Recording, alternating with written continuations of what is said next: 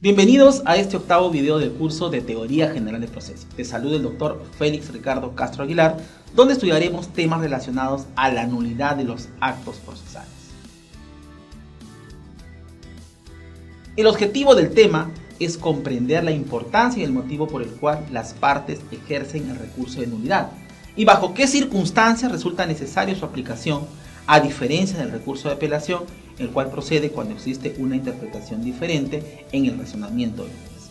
Los temas que vamos a tratar en esta sesión son: en qué consiste la nulidad procesal, la naturaleza de la nulidad, nulidad relativa, principios, intereses para pedir la nulidad, inadmisibilidad e improcedencia de la nulidad, oportunidad y trámite de la nulidad procesal, extensión de la nulidad y efectos de la nulidad procesal. Iniciamos preguntándonos: ¿en qué consiste la nulidad procesal? En la falta de algunos de los requisitos exigidos para el acto procesal, establecido de manera imperativa en el ordenamiento jurídico. Se debe tener presente que la nulidad se sustenta en el principio de legalidad. Por tanto, ningún acto será declarado nulo siempre que la ley no lo establezca de manera expresa. Es por ello que a la fecha se afirma que la nulidad tiene una triple connotación: nulidad como remedio, nulidad como sanción y nulidad como medio impugnatorio. Se debe tener presente que cuando hablamos de nulidad, ello implica la inaplicación o aplicación errónea de la norma, lo que da origen a su invalidez de sus efectos, siempre y cuando dicha causal se encuentre expresamente señalada por la norma o que el acto no reúna los requisitos necesarios para la obtención de su finalidad, siendo justamente la finalidad de la nulidad la protección de un proceso con todas sus garantías, así como enmendar los perjuicios efectivos que, surgidos de la desviación de las reglas del proceso, pueden generar su indefensión. Se debe tener en cuenta además que la nulidad busca garantizar un debido proceso, lo que implica el irrestricto derecho a la defensa, siendo sancionada sin observancia como nulidad. Otro de los temas a tratar en esta sesión es relacionado a la clasificación de la nulidad. La nulidad, según su clasificación, puede ser absoluta y relativa. Cuando hablamos de nulidad absoluta, pues nos estamos refiriendo que es conocida como nulidad esencial o primaria o principal, la misma que se va a producir cuando los vicios que afectan el acto son tan graves que el proceso es violentado o distorsionado en demasía. Entonces existe nulidad absoluta cuando los vicios existentes no pueden ser subsanados o convalidados, por cuando han sido afectados por normas de orden público, han lesionado la validez de la relación procesal o han constituido un impedimento para el examen sobre la funcionalidad o fundabilidad de la pretensión, como se puede también apreciar. Se debe tener en cuenta que este tipo de nulidad puede ser declarada de oficio por el juez o a petición de cualquier persona interesada. Se tiene en consideración que está destinada a tutelar aspectos generales o valores fundamentales del sistema jurídico. Por ello, cuando el juez declare de oficio una nulidad, deberá presentarse una serie de requisitos, como son que se trate de una nulidad manifiesta, que previamente se ha promovido el contradictorio por las partes, que la nulidad guarde una relación con la controversia y que la controversia se canalice en un proceso de cognición plena independientemente de la vía procedimental. Cuando hablamos, por su parte, de la nulidad relativa, también se le conoce con el nombre de nulidad accidental, secundaria o anulabilidad.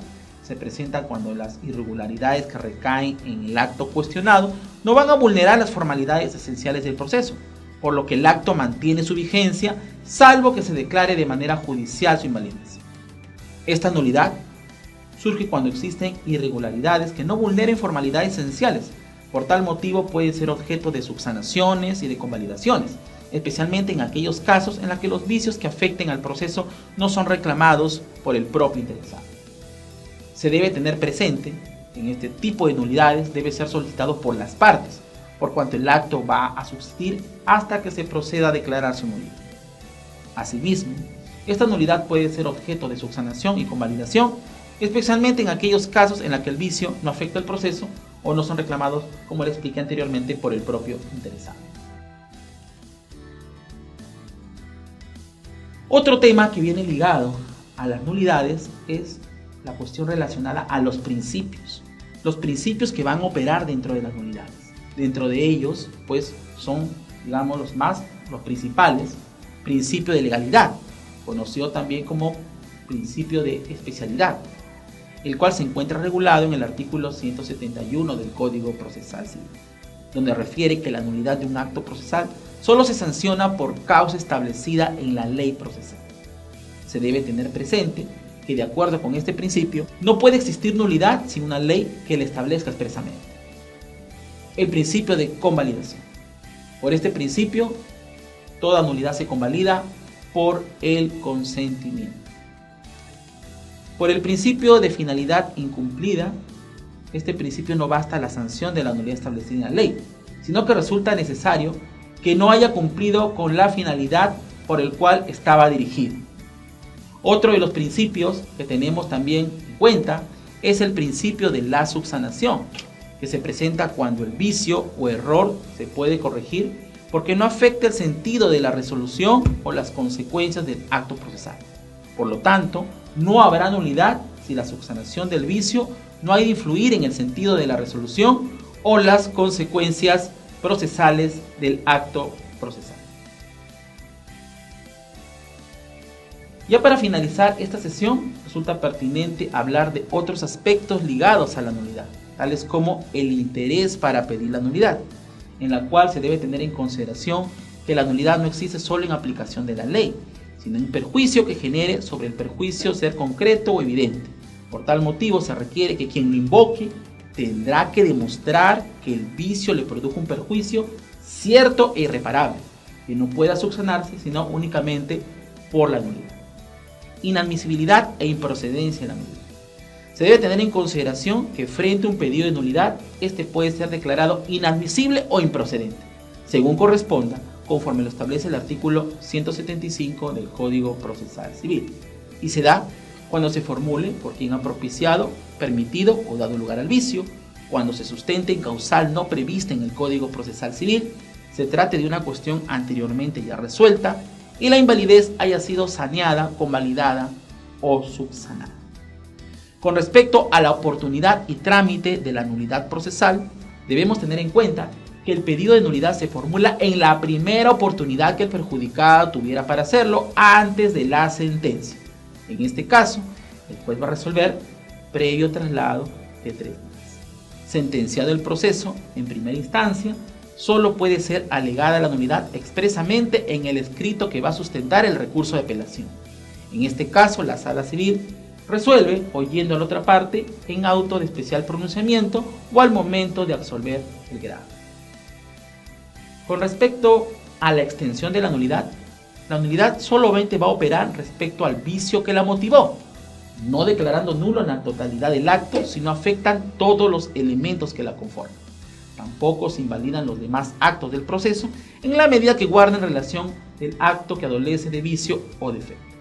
En lo que constituye ya los efectos de la nulidad procesal, la nulidad se considera una especie de sanción. Constituye la invalidación del acto viciado. Esto significa hacer desaparecer los efectos producidos e impedir que se siga produciendo. Estimados estudiantes, de esta forma hemos concluido el tema, pero como ya sabes, siempre contarás con el apoyo de tu docente virtual, quien te aportará mayor información en el tema tratado. Te deseo muchos éxitos y te dejo con la frase de una famosa escritora, Nora Roberts, que refiere: si no persigues lo que quieres, nunca lo tendrás. Si no vas hacia adelante, siempre estarás en el mismo lugar. Muchas gracias.